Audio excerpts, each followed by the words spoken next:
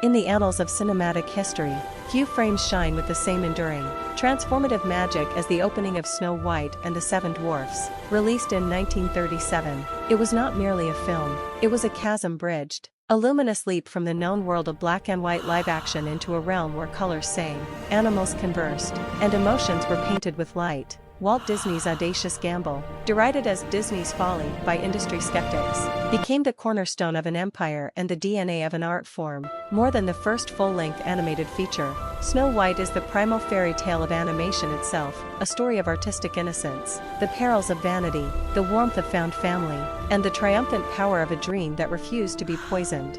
The film's genesis is a fairy tale in its own right. In the early 1930s, Walt Disney, already a king of the short subject realm with Mickey Mouse and the revolutionary Silly Symphonies, yearned for a grander canvas. He saw in animation the potential for the emotional depth and narrative sweep of the great live-action features. The Brothers Grimm's Little Snow White, a dark and cautionary European folktale, captivated him. It possessed the essential elements: a radiant heroine, an iconic villain, a coven of quirky companions, and a mythic arc of persecution, refuge, and resurrection.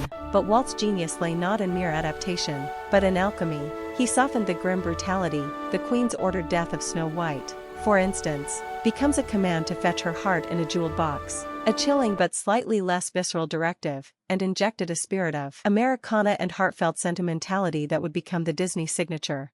This alchemy required a revolution in craft. The studio became a factory of dreams, but one operating on uncharted principles. The artists faced the big problem: how to sustain believable life and empathy over 83 minutes. The answer was a suite of innovations that defined animated filmmaking for decades. The multiplane camera, a colossal contraption of layered glass panels, granted the world unprecedented depth. As Snow White flees through the nightmare forest, the gnarled trees and glaring eyes loom from the background with terrifying tangibility. When the dwarf's cottage is revealed, it sits in a clearing with genuine spatial relationship to the woods around it, inviting the audience into a real, inhabitable place.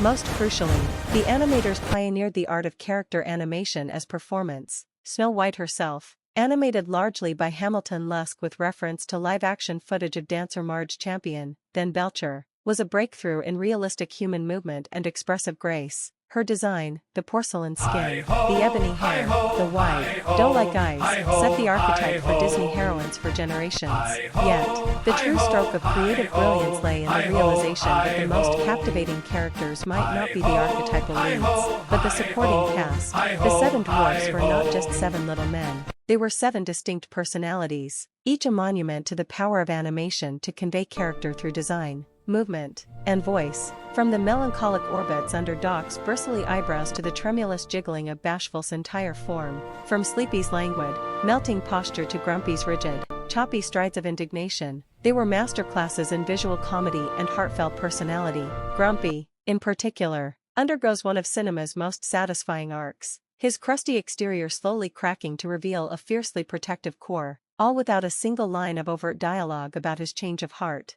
The film's narrative structure is deceptively simple, operating with the mythic purity of a storybook. Act 1, the Wicked Queen's vanity, mirrored in her supernatural slave, the magic mirror, establishes the central conflict. Snow White's innocence and kindness, showcased with the wishing well and her rapport with the animals, mark her as the antithesis of the Queen's toxic self-obsession. The huntsman's mercy and Snow White's terrified flight into the forest form the catalyst. A sequence that remains one of animation's most potent expressions of terror, where grasping branches become skeletal claws and demonic eyes peer from the gloom. Act 2, Discovery and Domesticity.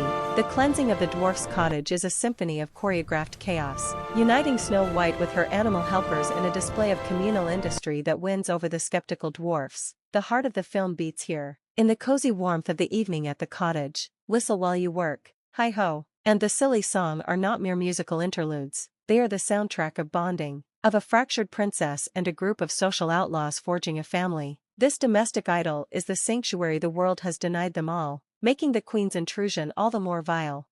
The Queen's transformation into the old peddler woman is the film's visual and narrative pinnacle of evil. The animation here is deliberately grotesque and unsettling, the bubbling potions, the skeletal crone emerging from the smoke, the dramatic, shadow-drenched lighting that owes a debt to German expressionist horror films like The Cabinet of Dr. Caligari. It is a stark reminder that the terror in this fairy tale is real and potent. The queen's poison apple is not just a plot device. It is the physical manifestation of envy, the final, fatal product of a heart consumed by its own reflection. Act 3. The grief of the dwarfs and the mourning of the entire natural world, the somber rainstorm. The animals bowing their heads elevates Snow White's death-like sleep to a state of cosmic mourning.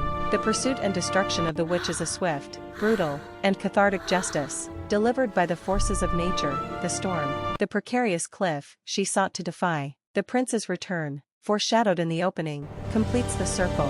His kiss is not a romantic conquest, but a mythic release from a curse, a restoration of the natural order disrupted by the queen's evil.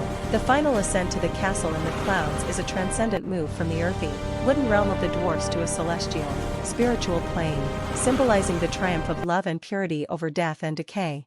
The cultural and industrial impact of Snow White cannot be overstated. It was a staggering commercial success, earning a then astronomical $8 million on its initial release and saving the Walt Disney Company from financial ruin. It proved, incontrovertibly, that animation could be a major cinematic art form capable of moving a global audience to tears, laughter, and awe. It established the template for the Disney classic, the musical fairy tale with a central female protagonist, comic sidekicks, a terrifying villain, and a romantic resolution. It launched the Disney empire, funding the construction of a new, state-of-the-art studio in Burbank and paving the way for the legendary string of films that followed: Pinocchio, Fantasia, Bambi.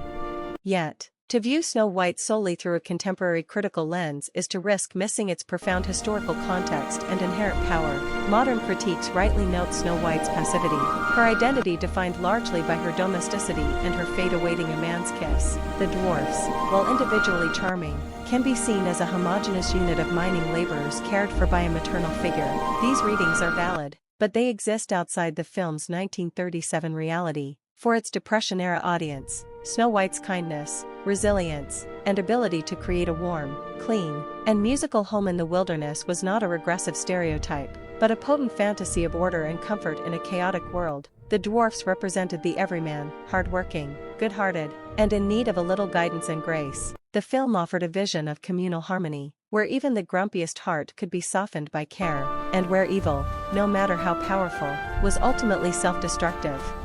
87 years later, Snow White and the Seven Dwarfs retains its magic. Its animation, while lacking the polish of digital tools, brims with a tangible, handcrafted artistry that feels alive with the artist's passion. The emotional beats, Snow White's terror, the dwarf's grief, the queen's malice, land with undiminished force. It is the UR text, the foundational melody from which the entire symphony of Disney, and indeed of feature animation, flows. It reminds us that the fairest notions of all are not found in a magic mirror's reflection, but in the courage to dream the impossible dream, in the transformative power of kindness, and in the enduring belief that true beauty lies not in a flawless exterior, but in a heart that can sing with joy even in the deepest, darkest wood. It is, and will forever remain, the one that started it all, a wishing well of wonder from which we are all still drinking.